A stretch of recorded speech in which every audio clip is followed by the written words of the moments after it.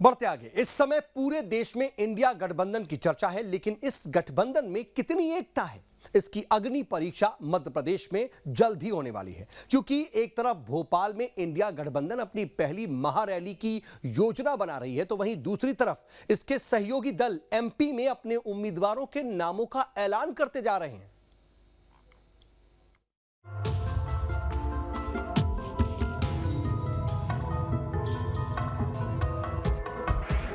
MP में कैसे साथ आएगा इंडिया गठबंधन? आपने कर दिया है 10 सीटों पर टिकटों का ऐलान। जी हां, मध्य प्रदेश विधानसभा चुनाव को लेकर राजनीतिक दलों ने तैयारियां तेज कर दी है। 13 सितंबर को इंडिया गठबंधन ने अपनी समन्वय समिति की बैठक में घोषणा की कि उनकी पहली रैली अक्टूबर की शुरुआत में मध्य प्रदेश की राजधानी भोपाल में होगी, जिसमें सभी दलों के नेता शामिल होंगे। ये रैली मुमकिन है कि 2 अक्टूबर को आयोजित की जाएगी। हालांकि अभी आधिकारिक तौर पर तारीख का ऐलान नहीं किया गया है। वहीं 13 सितंबर की बैठक से ठीक 5 दिन पहले ही आम आदमी पार्टी ने मध्य प्रदेश विधानसभा चुनाव के लिए अपनी पहली लिस्ट जारी कर दी। आम आदमी पार्टी से पहले यही काम समाजवादी पार्टी भी कर चुकी है। जानकारी के मुताबिक 8 सितंबर को आम आदमी पार्टी ने एमपी चुनाव के लिए पहली लिस्ट जारी की। पहली लिस्ट में 10 सीटों पर उम्मीदवारों का ऐलान किया। 10 सीटों में से 5 पर अभी कांग्रेस के विधायक हैं। सेवड़ा सीट पर मौजूदा विधायक कांग्रेस के घनश्याम सिंह हैं। दिमनी सीट से कांग्रेस के रविंद्र सिंह तोमर मौजूदा विधायक हैं। मुरैना से कांग्रेस के राकेश मावई विधायक हैं। पेटलावाद सीट से कांग्रेस के बाल सिंह नैना विधायक हैं। महाराजपुर से कांग्रेस के विनोद दीक्षित विधायक हैं। इंडिया गठबंधन की पहली महारैली, पहला बड़ा कार्यक्रम मध्य प्रदेश में चुना गया है, भोपाल में चुना गया है। ये बड़ी प्रसन्नता का विषय है। इस गठबंधन में तय हुआ था कि 2024 का लोकसभा चुनाव सभी पार्टियां गठबंधन के मुताबिक चुनाव में पार्टिसिपेट करेंगी। विधानसभा के चुनाव सभी पार्टियां अपने अपने हिसाब से लड़ेंगी। आम आदमी पार्टी की मध्य प्रदेश विधानसभा चुनाव की तैयारियां पूरी हैं। सभी सीटों पर हमारी तैयारियां हैं। हर गांव में हमारा 11 लोगों का संगठन कमेटी बनी हुई है और पहली सूची में आम आदमी पार्टी ने 10 उम्मीदवारों की घोषणा भी कर दी है।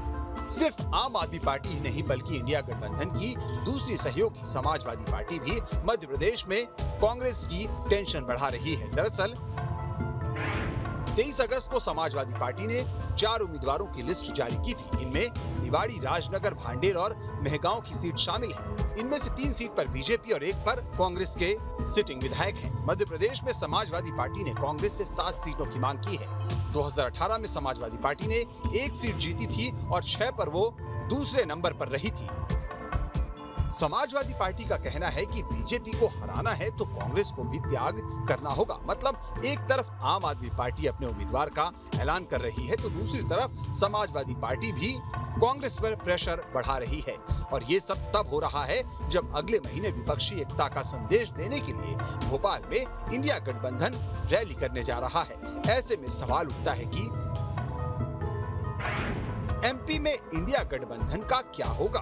क्या कांग्रेस एमपी में सभी 230 सीटों पर चुनाव लड़ेगी? इंडिया गठबंधन के सहयोगी कांग्रेस पर दबाव बना रहे हैं। तो ऐसे कई तमाम सवाल हैं जो चुनावी घड़ी में कांग्रेस की टाइमिंग बिगाड़ सकते हैं। देखिए, मध्य प्रदेश में तो प्रमुख दल जो है वो कांग्रेस है। यहाँ जो विधानसभा चुनाव होगा वो प्रमुख रूप से भारतीय जनता पार्टी और कांग्रेस के बीच में होगा। अन्य दल अगर खड़ा करेंगे भी तो मुझे नहीं लगता कि उनको कोई बहुत ज़्यादा सफलता मिल पाएगी।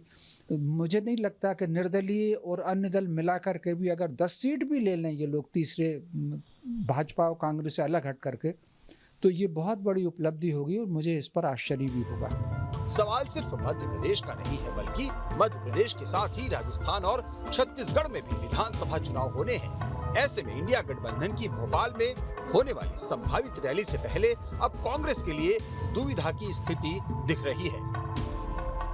मध्य प्रदेश में आज कांग्रेस पूरी ताकत के साथ खड़ी है और मध्य प्रदेश में भारतीय जनता पार्टी को उखाड़ फेंकने का मन जनता ने भी बनाया है और हर वर्ग, हर विचारधारा वाला व्यक्ति आज चाहता है कि मध्य प्रदेश से इस भ्रष्ट, इस माफिया राज भारतीय जनता पार्टी का ख़त्म कर सके और उसके लिए जो भी तमाम लाइक माइंडेड पार्टीज़ आके अगर मीटिंग करती तो निश्चित ही उसको सफल करने के लिए पूरा प्रदेश जुटेगा, पूरी कांग्रेस पार्टी पूरा दम लगाएगी। देखिए, गठबंधन गठबंधन एक तय एजेंडे के साथ बनाया गया है जिसका एकमात्र उद्देश्य सनातन धर्म को समाप्त करना है। न तो इनके पास नीतियों की कोई एकजुटता है, न ही कोई इस प्रकार से साझा कार्यक्रम आज तक यह जनता के सामने प्रस्तुत कर पाए हैं जिसके कारण मध्य प्रदेश अथवा देश की जनता इस गठबंधन के ऊपर विश्वास करे। सबसे महत्वपूर्ण चीज़ यह है कि इस गठबंधन में आपसी जो वैचारिक अंतर विरोध हैं वह समय समय पर सतह पर आते रहते हैं, फिर चाहे वह मध्य प्रदेश में चुनाव लड़ने की स्थिति की बात हो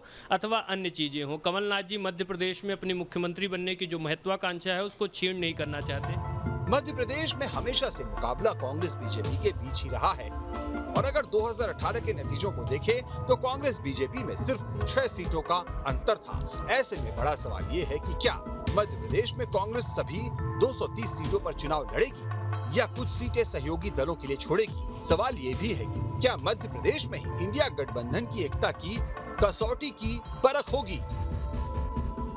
राष्ट्रीय स्तर पर विपक्षी दलों ने इंडिया गठबंधन बनाकर लोकसभा चुनाव एक साथ लड़ने की भले ही कसम खा रहे हों, लेकिन मध्य प्रदेश में इन्हीं सियासी दलों का अलग अलग अंदाज नजर आ रहा है।